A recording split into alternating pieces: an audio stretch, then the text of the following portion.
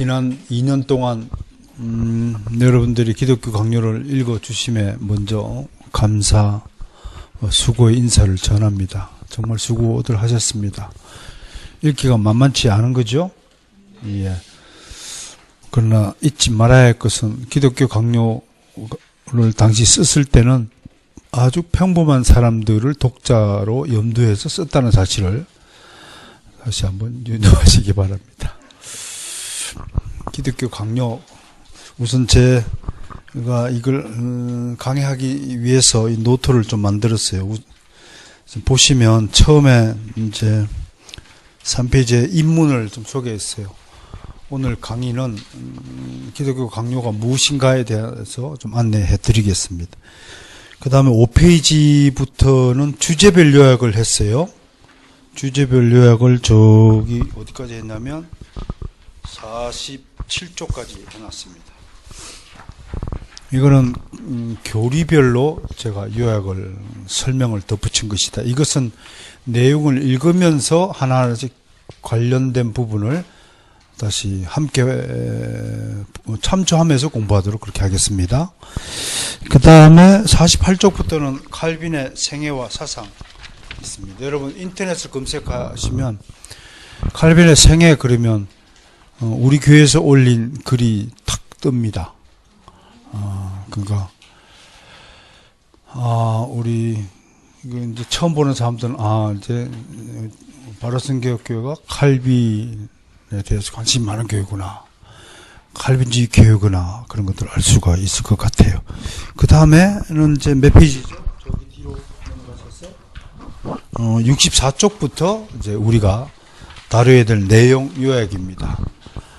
여러분들이 다 읽었지만 다시 제 나름대로 중요 부분만 똑같이 인용을 한 건 아니고 그 내용을 제 나름대로 요약하고 정리했다.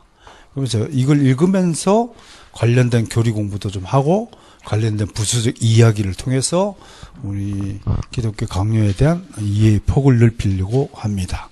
자, 오늘은 입문에 대해서 공부를 하도록 합니다. 여기 뭐 교과서 노트에는 없지만 옛날에 우리가 기독교 강요 처음 배울 때는 제목이 강요가 뭐냐? 기독교를 억지로 믿으라고 강요하는 거냐? 뭐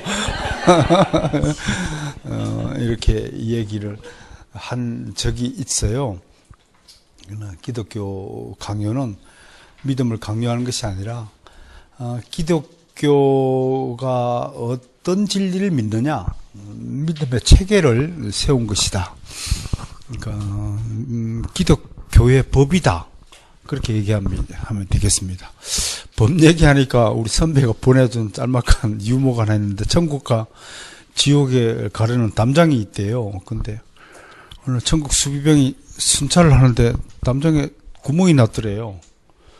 그래가지고 이제 저쪽 이게 지옥을 지키는 마귀 경비대장이, 야, 담장 누가 뚫어서 빨리 물어내. 이거 그랬더니 지옥의 수비대가, 그거 우리가 했다는 증거 있어? 그러니까 천국의 천사가 수비병이, 야, 어떤 미친놈이 천국에서 지옥 가려고 하는 놈이 있냐? 지옥에서 천국 올려가지. 니들이 뚫었지 우리가 뚫을 리가 있냐? 그랬다고 하는 거예요. 그러니까 빨리 변상하든지 빨리 구멍을 메우든지 해갔더니 어떻게 됐을까? 지옥에 타락한 천사가 경비병이, 몰라 씨 배째. 덤비니까 천국 천사가, 그럼 법대로 하자. 그랬더니 지옥 천사가, 그래? 그거 아주 듣는 반가워서다. 야, 우리 판사, 판검사, 변호사, 국회의원 우리한테 다 있어 임마. 법대로 해봐. 그렇게 하더라고. 아무튼 우기는데 도사죠. 요한계시록 잠깐 한번 봅시다. 말씀. 우리가 법을 왜 지켜야 되느냐? 이 성경책에 있는 말씀대로 왜 지켜야 되느냐? 우리가 기독교 강요를 왜 배워야 하느냐 하는 거가 일맥상통할 것이라고 생각해서 22장 7절 22장 7절 요한계시록 찾으셨나요?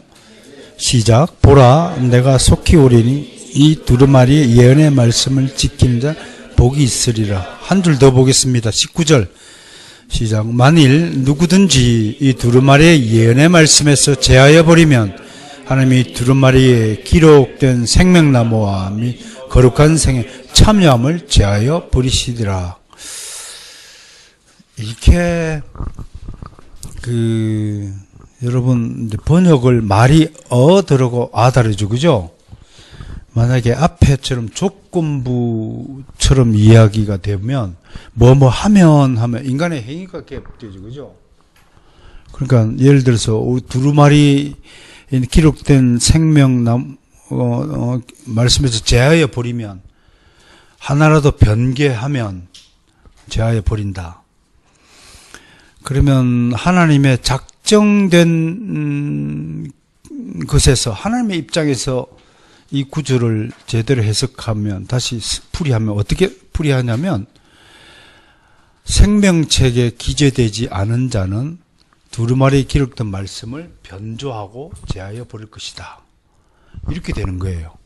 우리 입장에서는 생명에 기록된 두루마리 말씀, 예언의 말씀 지키지 않으면 지옥 가지만 하나님의 입장에서는 이미 지옥 갈 자는 생명책에 기록되어 있고 생명책에 기록되지 않는 자는 말씀을 지킨다, 안 지킨다? 안 지킨다.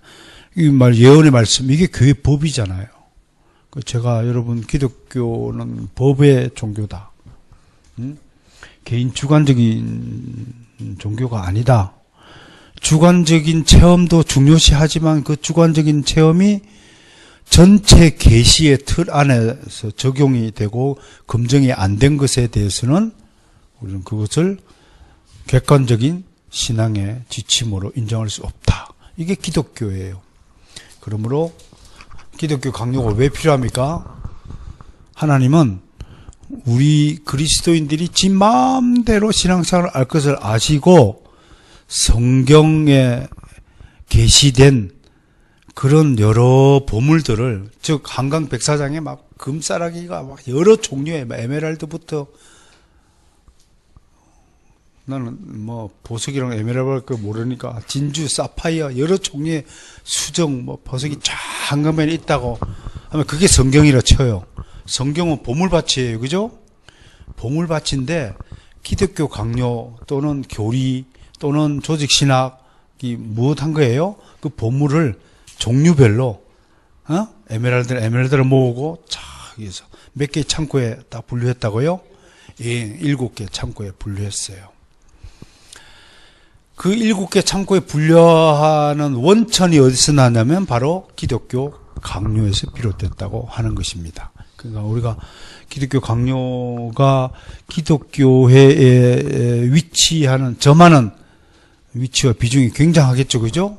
그런 차원에서 기독교 강요의 중요성이 있다라고 좀 이야기할 수 있고요.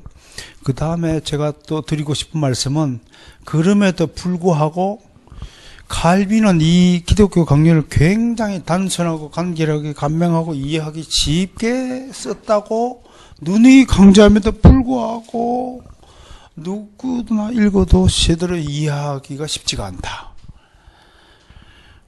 이번 장을 읽으면 이해가 가는데 다음 장 넘기고 나면 앞에 읽은 내용이 싹 까먹어 버린다. 이게 기독교 강요를 읽을 때 나타나는 현상이에요. 왜 이런 현상이 일어나느냐? 기독교 강요를 적어도 10번은 읽어야 이게 이해가 조금 감이 잡힌다. 그러니까 난 여러분들이 10번을 절대로 읽지 않을 사람들이라고 미리 알고 이렇게 10번을 읽은 것만큼 효과를 낼 수 있도록 이렇게 요약을 해서 체계적으로 가르칠 필요가 있다라고 주장하는 사람이다. 그래서 이걸 가르치는 거예요. 여러분들이 자발적으로 10번을 읽겠다고 선포하는 사람은 오해에 빠져도 돼요.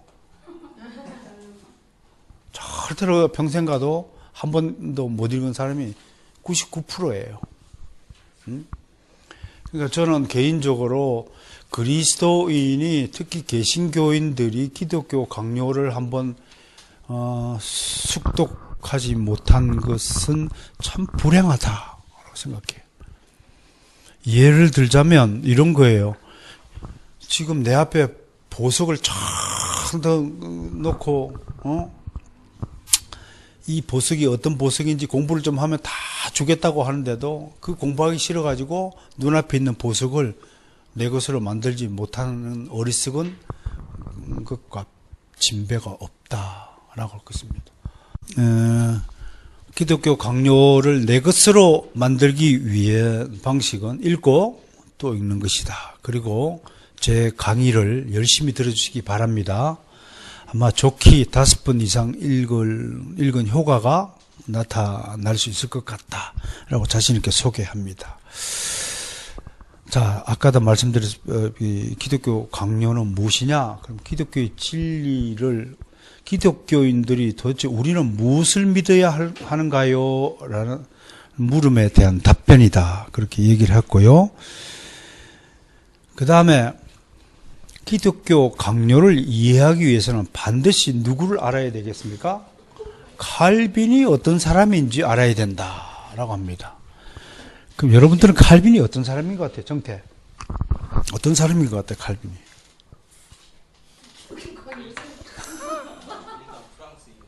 프랑스인.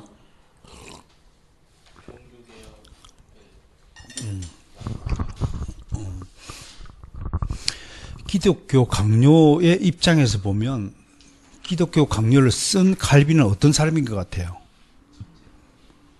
천재. 뭐 천재이긴 하죠. 성령의 사람. 왜 그렇게 생각해요? 성령의 사람이라고?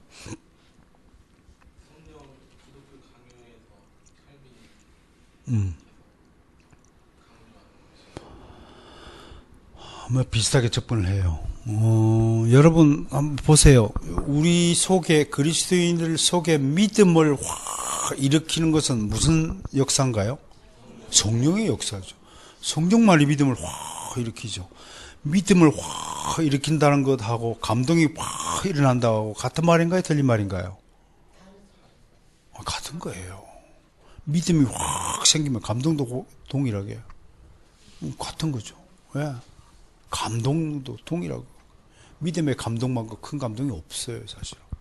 오는데. 그게 성령이에요. 기독교 강요를 숙독하신 분들의 공통된 소감이 뭐냐면, 와, 감동이, 저도 그렇지만, 기독교 강요만 지금 17년째 강의를 하고 있는 종신대 라은성 교수라는 분이 있어요. 이분이 가끔 만나고, 그래서 또 통화도 하고, 부산에서 이번에 같이 발표도 하기도 하고, 이분이 그래요. 기독교 강요를 우리에게 감동을 준다. 강조해요.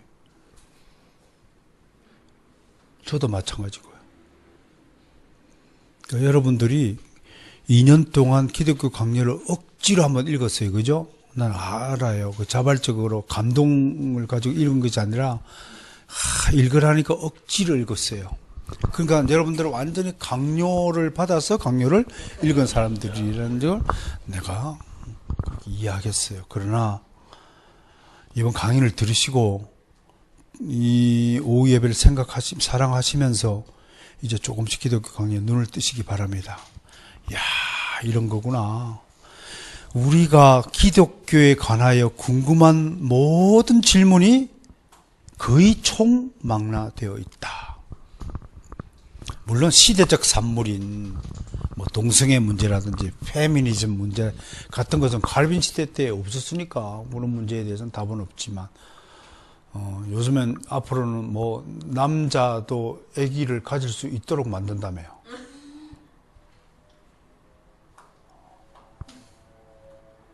봉무사님은 괜찮은 소식입니까? 이런 소식.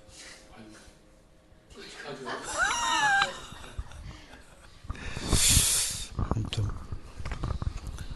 성령의 책이다. 그렇게 말하고 싶어요. 기독교는 저는 성령의 책이다. 라고 말하고 싶어요. 무엇보다도요, 여러분, 칼빈은 신학자이기 전에 목회자였습니다. 그의 목회는 총 몇 년 한 줄 아세요? 칼빈이 목회를 몇 년 하셨어요? 엄밀히 말하면, 목사는 뒤에 보면, 제네바에 가서 38년도인가요? 8월 달인가 목사 안수를 받았어. 제네바에서. 근데, 이제, 기독교 학료를 초판을 쓴 데가 1936년부터 38년까지, 그 다음에 38년부터 41년, 오케이. 1년부터 64년까지. 요 세 기로 나눠요. 요거를 1차 제네바 사역이라고 그래요. 요 뒤에 이제 칼빈 생애 공부할 때 다시 하겠지만, 여러분, 제네바에서 파레를 만나가지고 강요받아가지고 제네바에서 목회를 해요. 그죠? 목회를 해요. 그러면서 제네바시를 신의 도성으로 만들기 위해서 어떤 일을 제일 먼저 했는지 아세요? 제일 먼저 만든 게 뭔 줄 아세요? 교회 법이에요. 교회 법을 만들었어요. 그 다음에 교리문답 만들었어요. 특히 제네바 어린이 교리문답 아주 훌륭한 거예요. 그 다음에 세 번째 예배 모범을 만들었어요.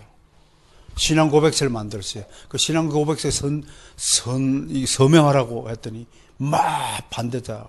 왜 신앙을, 자유를 침탈해서 강제로 서명하게 만들었냐. 제세례파 같은 이들, 가톨릭파들이 막 반대하고 그랬어요. 근데 반대해가지고 선거 때 칼빈을 지지하는 의회에 져버려요. 지니까 어떻게 돼? 쫓겨나야죠. 에? 그래서 간 도시가 어디냐면 스트라스부르크라는, 당시 제네바는 스위스고 지금은 스트라스부르크는 독일인데 당시는 그런 개념이 없어요. 그죠? 그냥 도시 중심이에요. 스트라스부르크. 이때에 마르틴 부처를 만나는 거예요.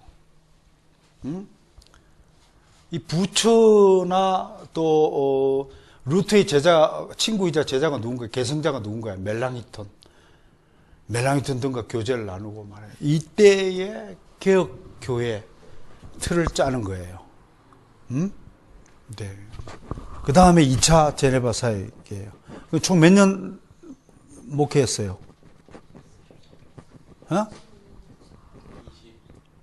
28년. 28년간 사역했어요. 30년이 채 안 돼요. 28년간 사역하면서 성경 주석을 다 했고요. 수많은 설교집을 나왔고, 또 오늘 이따가 소개한 칼뱅 서간지 편지, 수많은 편지를 써서 남겼어요. 이 편지를 읽어보면 칼빈의 인간적인 면모, 내가 전에 논문 발표 하나 했죠. 칼빈의 인간 이해. 전혀 기억이 안 나시군요. 예. 칼빈은 어떤 사람이었고 그가 다른 인간을 어떻게 생각했는가, 어떻게 대했는가, 친구 관계 이런 것들, 따뜻한 면모, 또 약간의 유머, 그런 것들을 무슨 유머라고 그러죠 이제? 아저씨 유머라고? 아재 개그가 여기 많이 있어요. 편지에. 썰렁한 개그인데 지들끼리 웃고 그랬나 봐. 그런 모습들. 그러니까 칼빈은 이런 길을 나누지만 목회자였어요. 열심히 목회하고 가난한 이를 돌보고 사회에 참여하고 제네바시 한 4천 가구를 전부 신방하면서 애들 이름을 다 기억할 수 있을까지. 그림에 보면 애들, 길거리에 보면 애들하고 같이 노는 그림들 혹시 기억나시나요? 그만큼 아이들을 사랑하고, 아이들 가르치기 위해서 어린이 교리문답부터 제일 먼저 만들고, 어린이 가르치기 위해서. 그리고 아이들을 잘못 키우는 집에는 막 집에 찾아가고 밤새 부모를 아이 그렇게 키우면 안 된다고 하고, 참 아이를 사랑하는 주님 닮은 그런 목회자였어요. 그러니까 기독교 강요는요, 이론적인 책이 아니라 실제 우리 신앙을 도움을 주고 지침을 주는 실천적인 책이다. 그렇게 말할 수 있는 거예요. 그렇게 말할 수 있는 근거가 이런 것을 설명이 있다는 것을 여러분들이 좀 알아주셨으면 좋겠어요. 우리 칼빈을 다 이해할 수는 없지만, 다 알 수는 없지만, 아무튼 이런 것이 기독교 강요다라고 얘기하는 거예요. 그 다음에 기독교 강요는 여러 분들의 도움을 받았어요. 여러분, 기독교 고전 중에 유명한 고전이 이제 보통 신학자들이 4대 고전 그래요. 저는 뭐 이거 토마스 아퀴나스를 여기다 집어넣는 데에서 불만이 좀 있지만 4대 기독교 고전이 기독교 강요 뿐만 아니고 초대 교부 오리게네스가 쓴 제1원리가 있어요. The First Principles라는 책이 있어요. 제1신학 원리라는 책이요. 오리게네스를 다른 말로 오리겐 그럽니다. 물론 오리겐은 정통 기독교 그 당시에 약간의 만이교적 요소를 가지고 있었던 분입니다. 그 다음에 두 번째 유명한 기독교 고전을 꼽으라면 어거스틴의 The City of God, 신의 도성, 하나님의 나라 겁니다. 그러니까 칼빈이 제네바시에서 목회하면서 꿈꾸었던 것이 어거스틴의 신의 도성을 영향을 받았다라고 말하는 겁니다. 그 다음에 기독교 교전이 토마스 아퀴나스예요. 스마 데올로지아. 이건 신학 대전이라는 뜻입니다. 스마라는 것은 요약 이런 뜻입니다. 신학을 요약하는데. 또 파렐도 신학 요람이라는 책도 썼어요. 근데 파렐은 나중에 칼빈을 가보면 알지만 제네바에 왜 갔어요, 칼빈이요? 바젤에 갔다가 프랑스로 돌아가려고 하는데 중간에 전쟁이 났어요. 나중에 그게 하나님의 섭리인데요. 전쟁이 나니까 스위스로 뺑 돌아서 노용으로 가려고 가다가 제네바 하숙집에서 하룻밤 묵었어. 근데 이미 그때는 기독교 강요가 바젤에 있을 때 친구 뒤에 집에서 1535년에 이미 온 걸 탈고했어요. 프란시스 국왕에 보내는 헌사 다 원고 탈고하고 있었던데.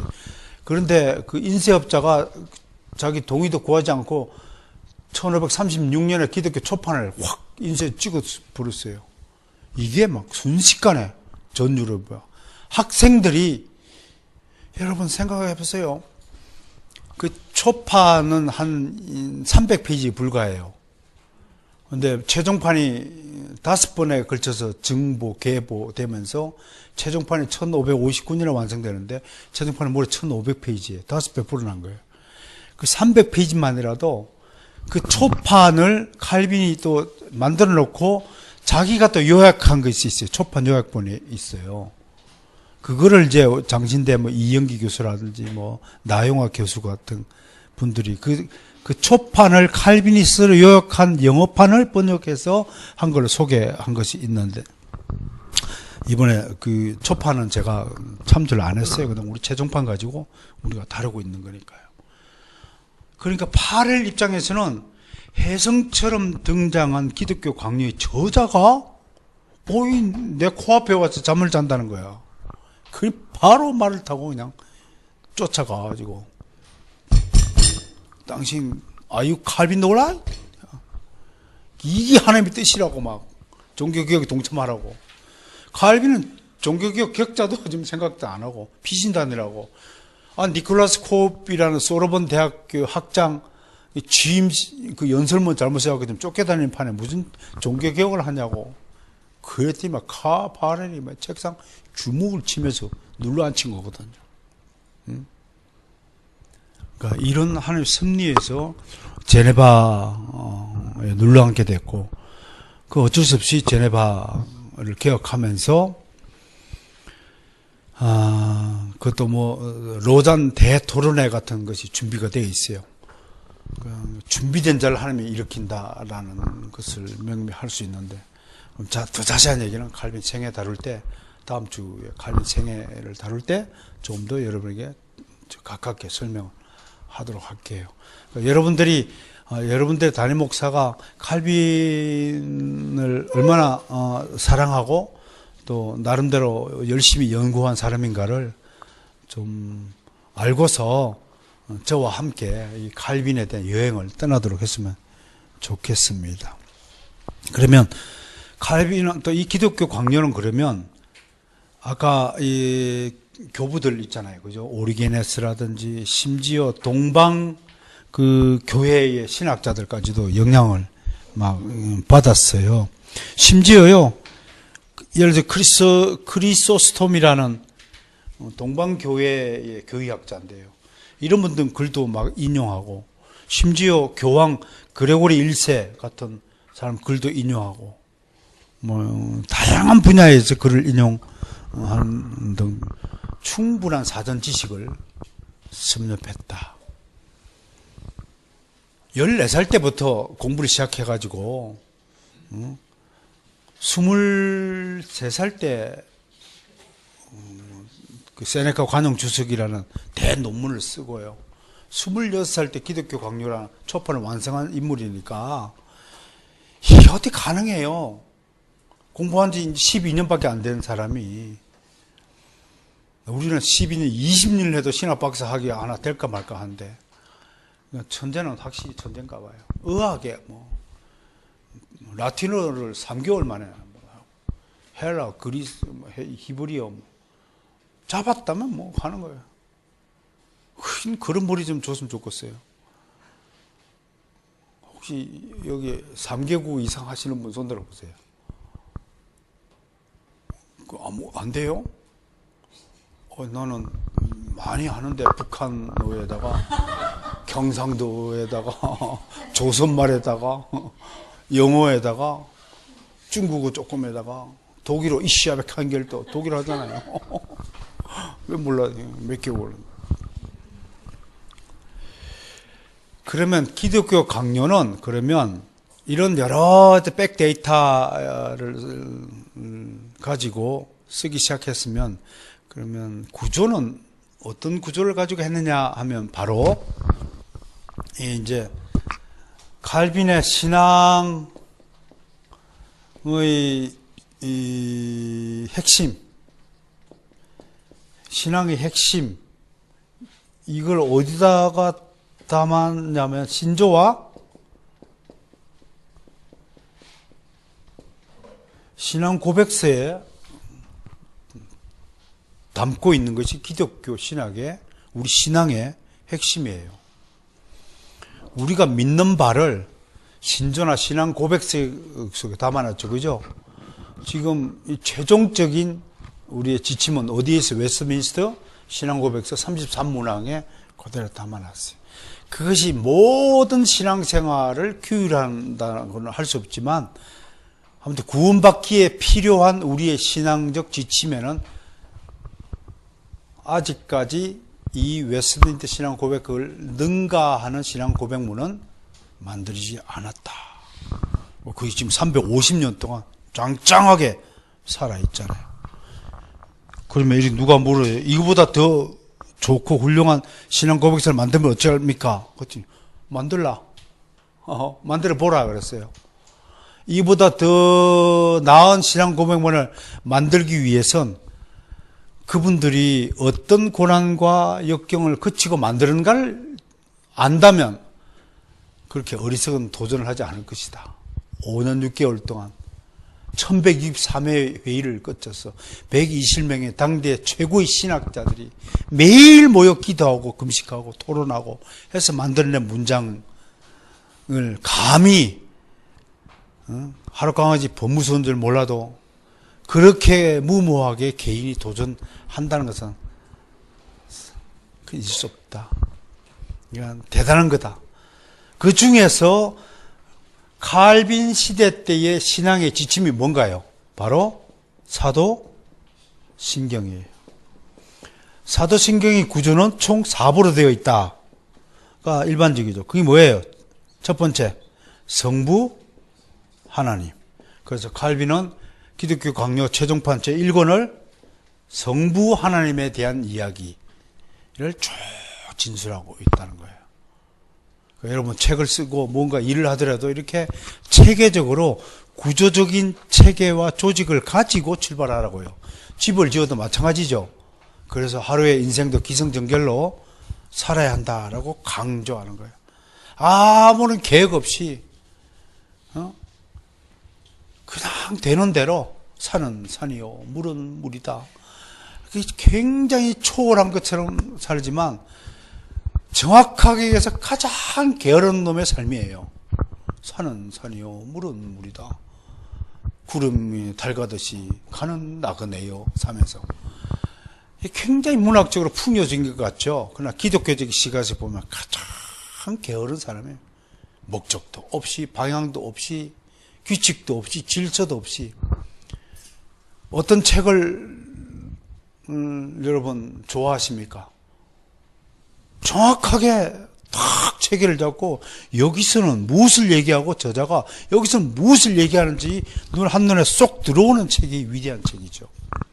어떤 책을 읽으면 뭔 소리를 하는 건지 도대체 지도 그 무슨 소리를 하는 건지 알지 모르겠어요.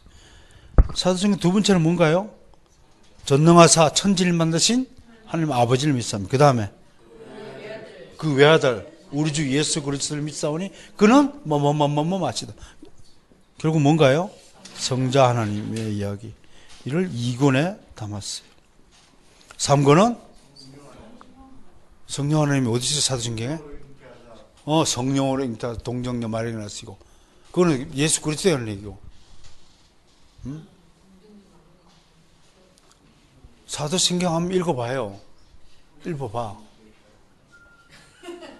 본디오 벨라에게 고난을 받아 십자가에 못 박혀지고 쓰고 죽은 지 3일 만에 장사되고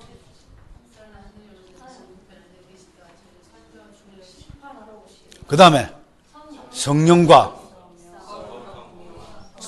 그런 그 교제를 하는. 그래서 그때부터 성령 하나님에 대한 고백을 3권에 담았어요. 그 다음에 네 번째는 뭔가요? 교회론이다. 삼일째 하나님이 이 땅에 세운 게 뭐예요? 삼성을 세웠어요? 아니잖아요. 교회에서. 우리가 뭐예요? 이 땅에 지금 우리가 교회잖아요. 교회.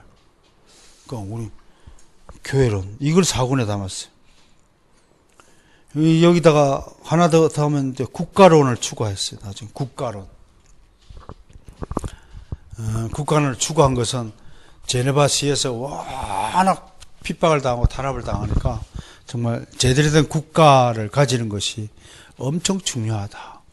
특히 우리나라 같이 다 종교 국가인 경우에는 이것이 국가에 대한 바른 인식이 너무 중요하다. 어떨 때 싸워야 되고 어떨 때 저항해야 되고 어떨 때 국가의 뜻에 순종해야 될 것인가. 양심적 병역 거부는 과연 성경적으로 옳은 것인가 틀린 것인가. 이런 문제들이 실질적으로 다루어져야 됨에도 불행히도 한국의 그리스도인들, 교인들은 이런 기초적인 지식과 훈련도 받지 못하므로 그냥 유치원 놀이 깍꿍 예수 믿는다는 깍꿍만 하다가 다 놓치고 말았다라는 것을 말할 수 있습니다. 자, 그런 측면에서 기독교 강요를 구조를 좀 소개했습니다. 자, 그 다음에 인문 봅시다. 자, 명칭에 관한 언급을 봅시다. 원래 라틴어로 인스티튜티오, 라틴어는 인스티튜티오예요. 원어는.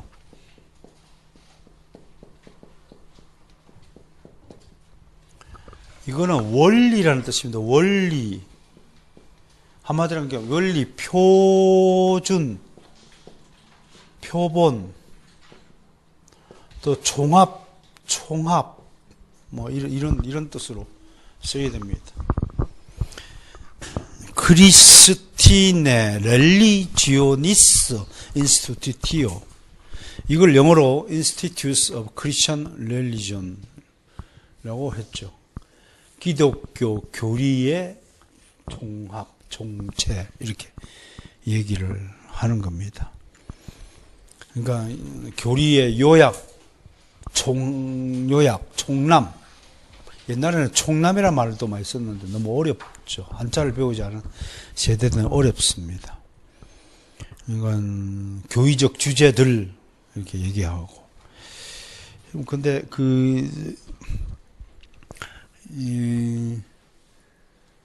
기독교 강요가 이제 여러 판에 이제 정보되는데, 이건 좀 이따 합시다. 중세 시대에는 거의 썸마였다. 썸마는 이게 뭔가요? 썸이에요. 지금 써머리 요약된 거예요. 이런 뜻입니다. 토마스 아퀴나스의 숨마 데올로기아 신약 요약본이다. 오늘날 인스티튜트 학교나 세미나 등지에서 단순히 강론으로 사용한다. 기독교 강론, 기독교의 강론이다. 그래서 우리 개혁교회에서 우리 강론 그런 것은 기독교 강요를 가르치는 것을 강론이라고 한 전통에서 나온 말임을 상식적으로 알아주시기 바랍니다. 그러니까 정확한 의미는 뭔가요? 기독교 교리 설명서, 기독교적 신념의 기초교훈. 이거보다 더 멋진 말을 번역할 수 있나요? Institute of Christian Religion. 뭐라고 번역하면 좋을까요? 정태.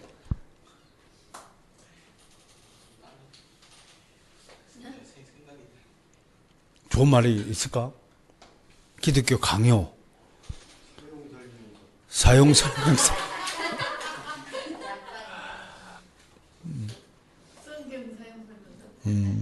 성경 사용 설명서? 그것도 괜찮네요. 아무튼 기독교 강요는 강요하는 책이 아닙니다. 그런 요약본이다. 저술 목적.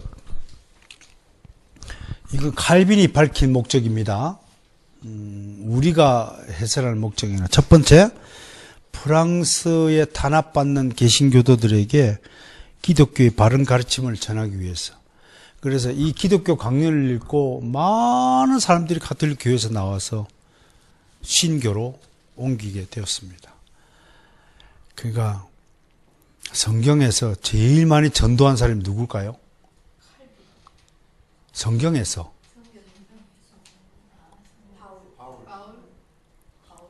바울. 전도 많이 했죠. 모세는 몇 명 전도했어요?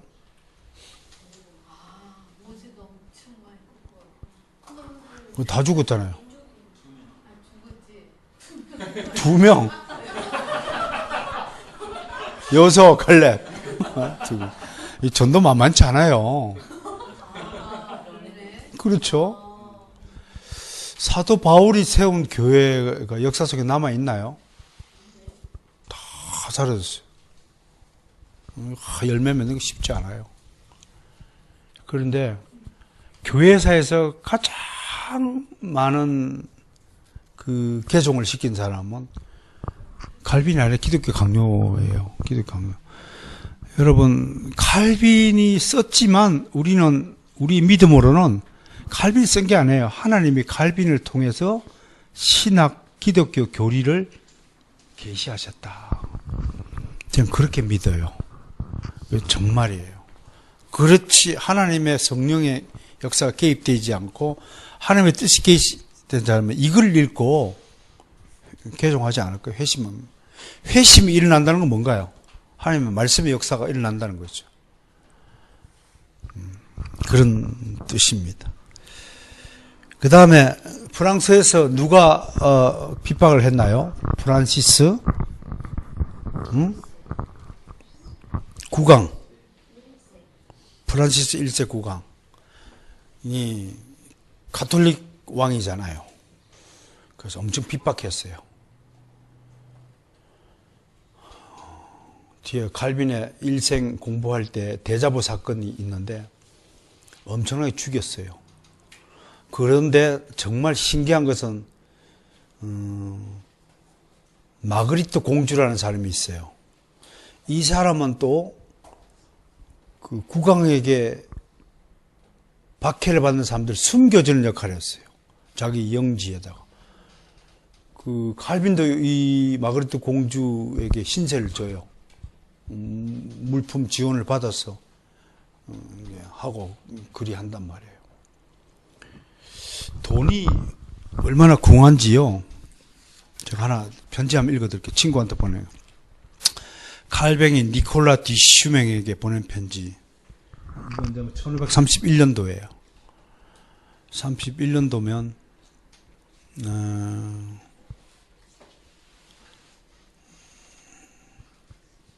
아무튼 공부할 때인데요. 친애하는 니콜라, 디슈명이 니콜라예요.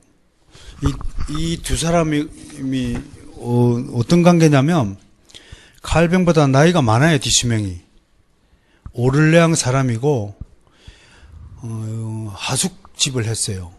그 하숙집 주인 아들인가 봐. 이 집 하숙집을 하면서 우정을 쌓았어요. 아마 칼빈이 돈이 없으니까 일부러 접근을 할 수도 있었겠죠. 주인 아들하고 친구가 되면 뭐 공짜로 살 수 있으니까.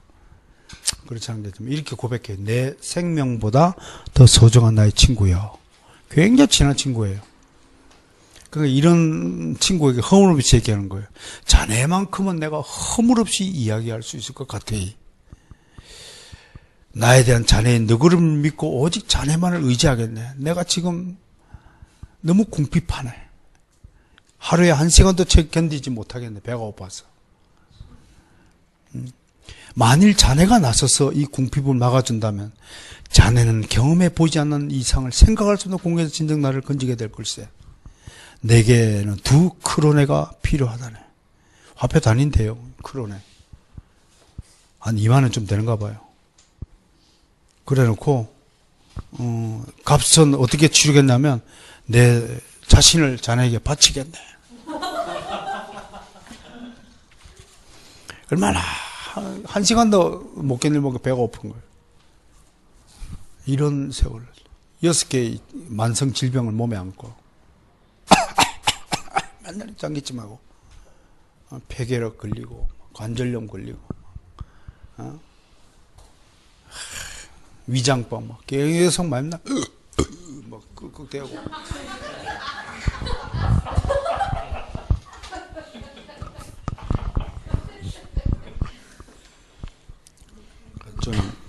저는 이 병을 칼빈병이라고 말합니다.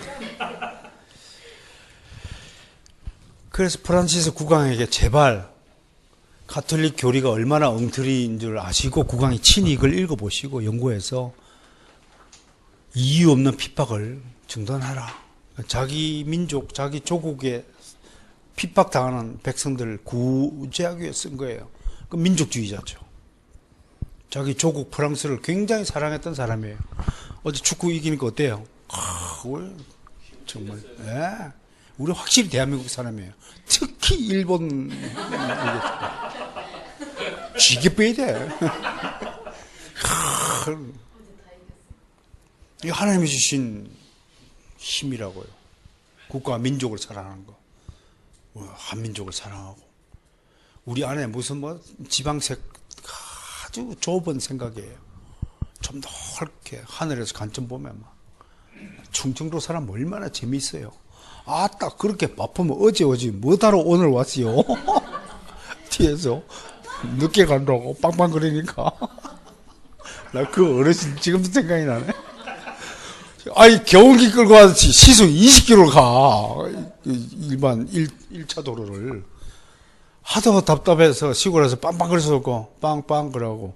그러니까 이제 논으로 들어가는 길에 쑥 빠지더라고. 내가 창문을 열고 아이고 어르신 좀 빨리 가시지. 아이고 성질 급한 사람은 답답하면 미치겠습니다. 그랬더니 창문을 열고 또 그렇게 바쁘면 어제 오지 뭐 오늘 와.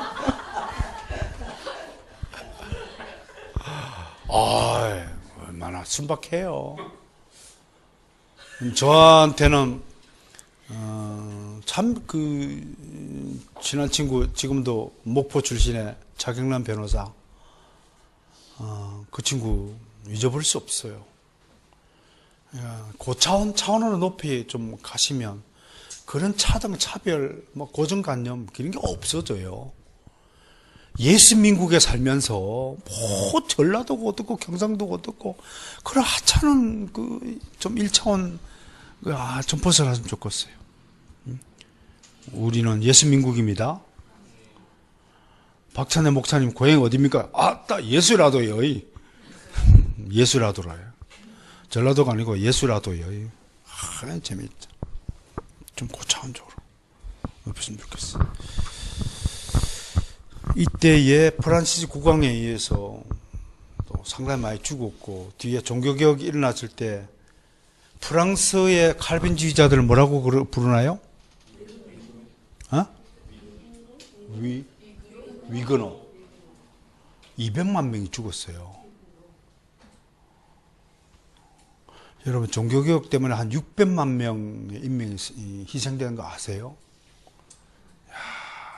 우리가요, 이 개신교회, 바르성교회라고 이렇게 앉아있고 예배드리고 이렇게 하는 이 근저에 우리 종교개혁가들이 흘린 피와 땀이 여기에 있다는 거 잊지 말아야 돼요. 그러니까 함부로 이런 문서를, 이런 저작을 대하면 안 돼요. 정말 경건한 마음. 경건의 체계예요. 여러분, 이 제목이요, 초판의 제목이 얼마나 긴 줄 아세요? 내가 적어 왔는데. 초판의 책이.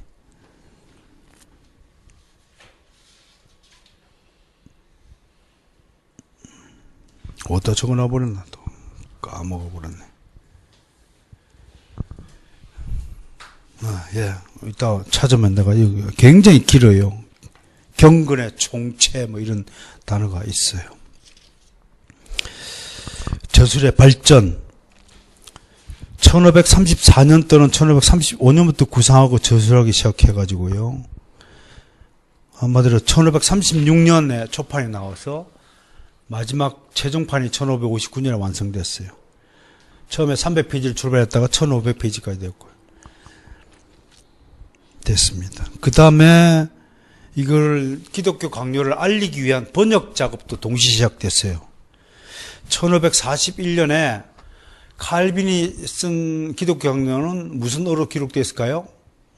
프랑스 사람인데도 라틴어로 능숙한 거예요.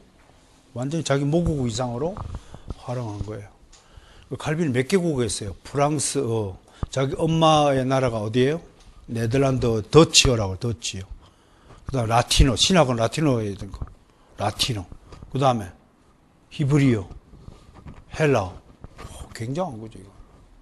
엄청난 거죠. 그 다음에 1561년도에 영국의 토마스 크랜머의 조카로 알려진 토마스 노톤이 영어판을 처음 번역했어요.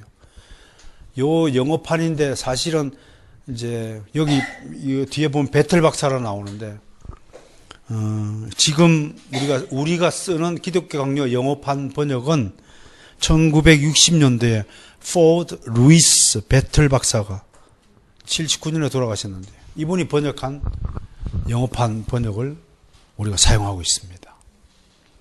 이런 그 번역, 기독교 강요 알리기 위해서. 또 우리나라도 이제 2009년도에 라틴어 초판을 한글로 바로 번역한 학자가 나타났는데, 그게 총신의 문병호 교수입니다. 그죠? 제 아내는 그 초판을 읽더니 상당히 감동이 있다라고 고백을 하더라고요. 번역을 잘했더라고요, 보니까요. 근데 그렇고요. 후기로 갈수록 지식의 성장을 보였다. 첫째, 성경 논평으로 성경 지식이 깊어졌고, 둘째, 교회 선구자들을 계속 연구하여 더 많은 교부들을 인용했고, 특히 어거스틴에 대한 집중적인 연구가 있었고, 다방면의 경험을 축적했습니다. 제네바에서는 파렐과 함께 반대자들의 줄기찬 대항을 경험했고, 마르틴 부츠와는 스트라스부르크에서 3년 동안 목회 경험을 쌓았고, 독일, 이탈리아, 프랑스 등 많은 신학적 여행을 통해 국제적 문물과 인식을 넓혔다. 이 국제적 안목을 가지기 위해서 이탈리아까지 여행 다니고, 틈나면 여행 다니고, 그 아픈 몸을 이끌고, 식견을 넓히기 위해서, 우물 안에 개구리가 되지 않기 위해서. 한 번도 외국에 가보지 않은 사람이 터득한 신학은 정말 편협한 신학일 수밖에 없습니다. 이런 점들을 좀 명심했으면 좋겠어요. 초판에서 최종판에 이르기까지 계속 형식과 구성이 바뀌어져 갔다. 저도 글을 써보면 알지만 계속 바뀌어요. 그러나 내용의 중심적 주제는 바뀌지 않았다. 워필드는 더하고 발전시키고 정의 내렸다고 하고, 배틀 박사 아까 1960년에 영어판 번역, 현대 영어 번역으로 아주 스탠다드한 번역이라고 알려지고 있습니다. 칼빈의 발전 과정을 도표로 만들어낸 공로가 있습니다. 번역 과정을 통해 세계에 전파되었다. 1559년에 라틴어판으로 60년에 불어판, 16기 토마스 노튼의 영어판, 존 알렌이 두 번째 영어판, 헨리 베버리지, 그 다음 마지막으로 1960년 포드 루이스 배틀이에요. 포드 루이스, FL 배틀이라고 그래요. 영어판이 출간됐어요. 기독교 강론은 무엇인가? 맥닐이라는 신학자, 역사에 가장 영향을 끼친 책 중에 하나다. 기독교 강요에 영향을 받지 않는 현대사회는 전 분야에 걸쳐 하나도 존재하지 않는다. 정치? 엄청난 영향을 받았죠. 민주주의, 자유민주주의, 시장, 경제, 원칙, 국회의 구성. 이거 다 그 장로교회에서 영향받은 거잖아요. 장로 정치 모범에서 영향받은 거죠. 그 다음에 화폐의 발행, 시장의 구성, 복지체제 등등 말할 것도 없이 학교 교육의 커리큘럼의 방식 등 뭐 말할 것도 없습니다. 종교개혁에 있어서 가장 설득력이 신학적 글이다. 루터는 체계적인 신학을 저지르지 않았다. 여러분, 종교개혁은 누가 제일 처음에 했어요? 루터예요. 근데 루터는 열매가 있어요, 없어요? 왜 없어요? 이런 대작이 없으니까요. 작품이 없으면 말짱 도루묵이요. 그래서 하나님의 사역자들은 반드시 저 작품을 자신이 연구한 작품을 남겨두도록 해야 돼요. 루터는 멜랑기톤의 루치 커뮴에 의해 정리되고 체계되었다. 멜랑기톤이 이것을 저술한 1520년에 칼빈은 개신교 눈도 못 떴어요. 성당에 다니고 가톨릭 교도였죠. 그러나 칼빈의 기독교 강령에 비해서 이 책은 매우 열등하다. 파렐 자기 책이 있어요. 신학의 요양 썼지만 기독교 강령가 딱 출판하자 자기 책은 폐기 처분했어요. 나보다도 우울한 이거 세례요한과 같지 않아요, 여러분? 파렐과 칼빈의 관계를 세례요한과 예수님의 관계를 비유해요. 세례요한은 자기가 신들매 들기도 감당치 못할 큰 주님이 오니까 자기는 사라지는 거예요. 그것도 참 못있게 사라지잖아요. 쟁반 위에 머리통으로 사라지잖아요. 쟁반에 수박통으로 사라지잖아요. 야, 멋지잖아요. 근데 그 정말 희생이 하나님 나라에서 얼마나 큰 역할을 합니까? 파렐도 큰 인물이에요. 얼마나 멋져요. 나중에 전투에서 돌아가시고 강렬하게 생을 마감하지만 소인배가 뭐예요? 내가 더 잘났다고 우기는 게 소인배지. 좀 대장부가 됩시다. 대장부 뜻이 뭐예요? 여러분 신기하게요. 이 한자하고 성경 이야기가 대장부가 뭐예요? 큰 지팡이에요. 누구 상상하면서 대장부가 나왔겠어요? 모세예요. 대장부가 누가 가르친 거예요? 모세를 가르친 거예요. 큰 지팡이를 든 사내 아비. 그게 모세잖아요. 그 대장부야.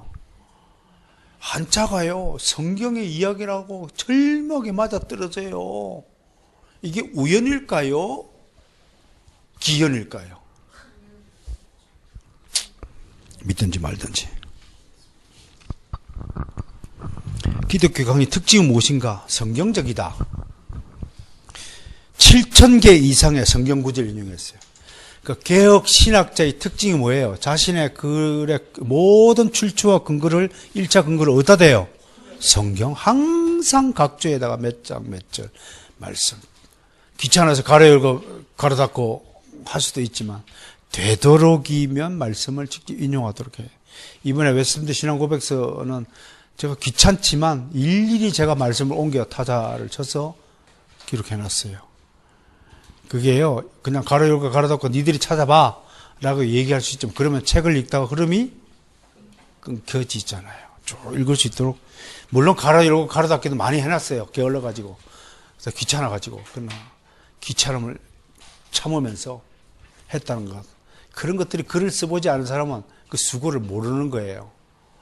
간단하게 뭐 했겠지. 그게 아니에요.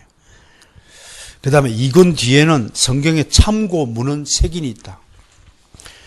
참고문은 색인의 가장 투철한 신학자를 하나 꼽으라면 최덕성이에요. 최덕성이 모든 색인표를 인덱스라고 하는데요. 쫙 붙여요.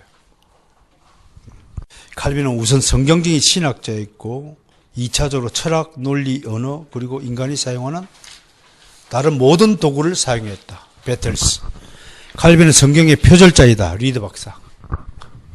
제2의 성경이다. 그래서 말하는 거예요.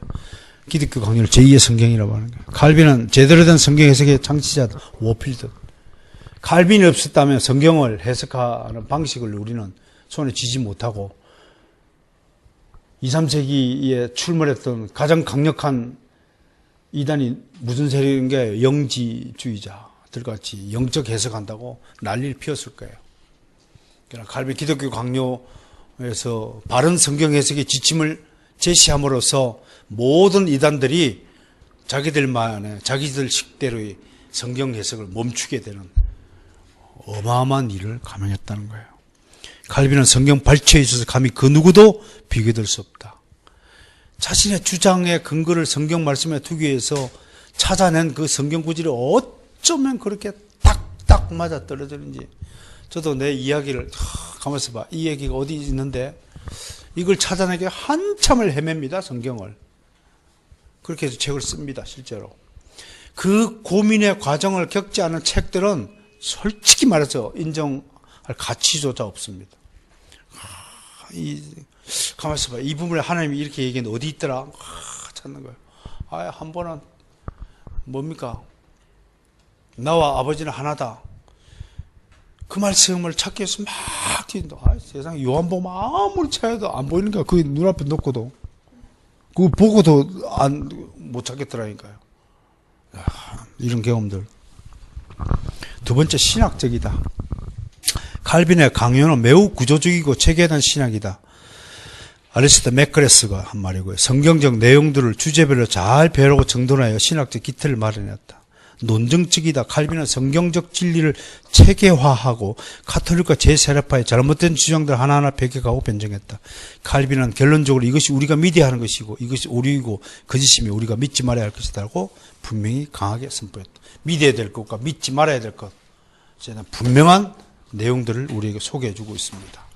자, 무엇보다도요.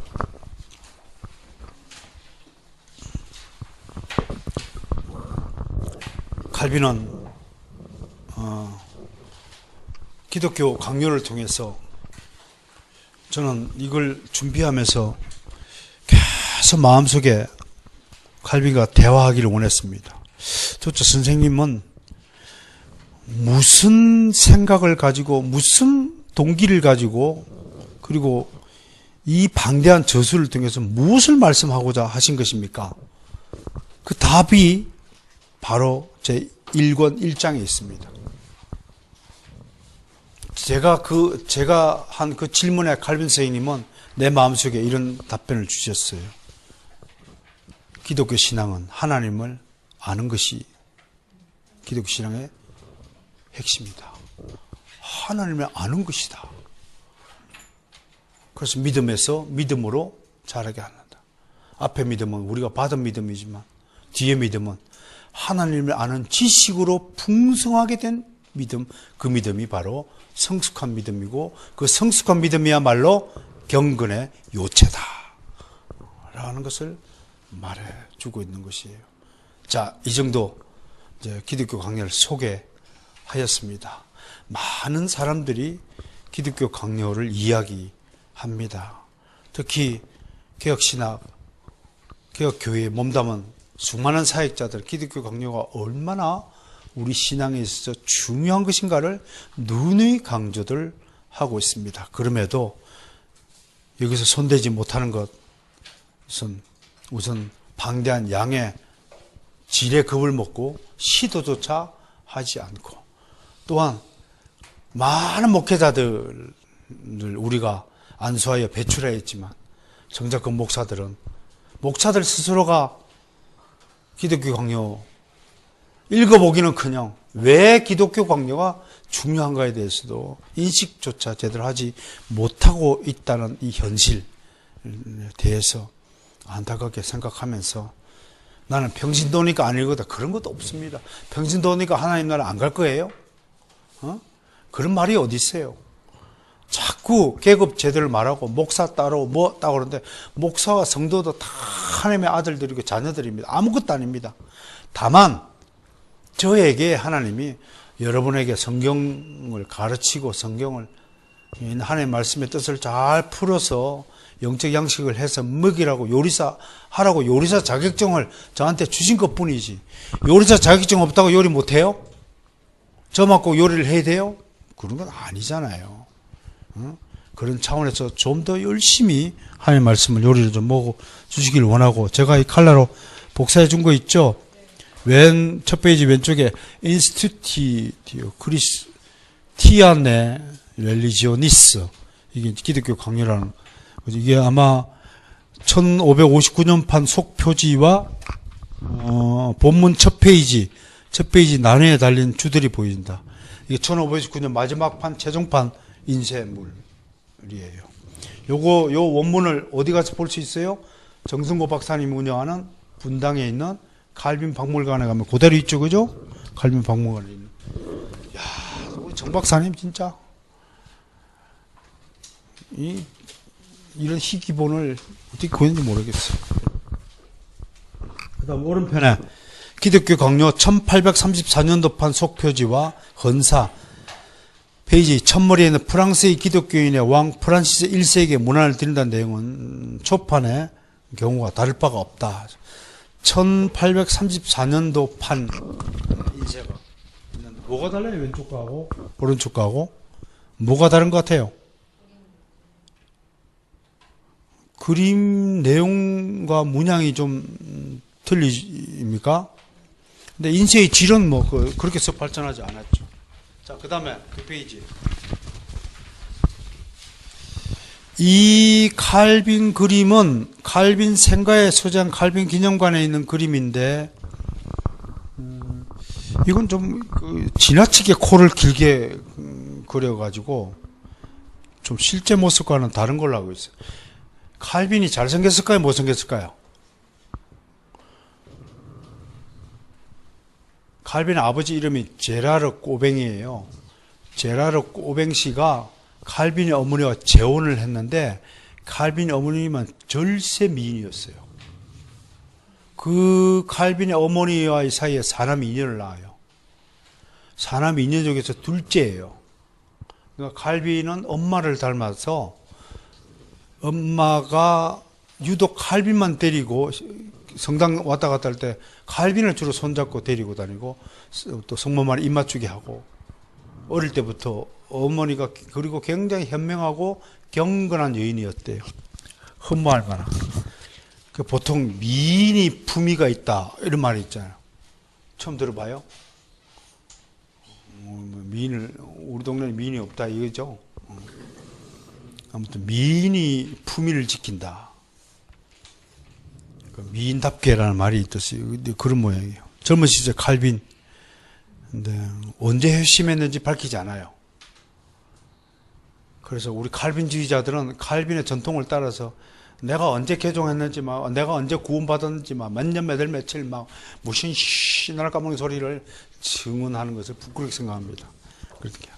오늘 저 그림을 서재의 존 칼빈, 늘 추워가지고 항상 틀 목도리를 하고 다녔어. 그러니까 벽난로 그런 거 상상도 못했습니다. 제네바에 소유자는 생피에르 교회, 칼빈이 목회했던 거. 이 내부에 가면 생페르 교회 설교단에 어디 있어요? 계단 타고 위쪽에.